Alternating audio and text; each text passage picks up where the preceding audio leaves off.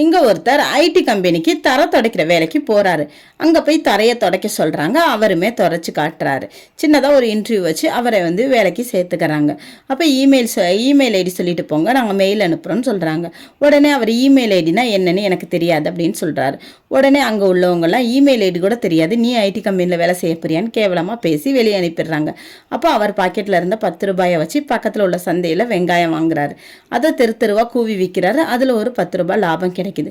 திரும்ப திரும்ப வாங்கி விற்று ஒரு வியாபாரி ஆயிட்டாரு. அப்போ பெரிய அவருடைய வளர்ச்சியை கண்டு ஒரு பெரிய பேங்க்லேருந்து அக்கௌண்ட் ஓப்பன் பண்ணுறதுக்காக அவரை தேடி வர்றாங்க. அப்போ இமெயில் ஐடி சொல்லுங்க சார் அப்படின்னு சொல்லிட்டு அந்த மேனேஜர் கேட்குறாரு. அப்போ அவர் என்ன சொல்கிறாருன்னா, இமெயில் ஐடி எனக்கு இல்லை அப்படின்ட்டு.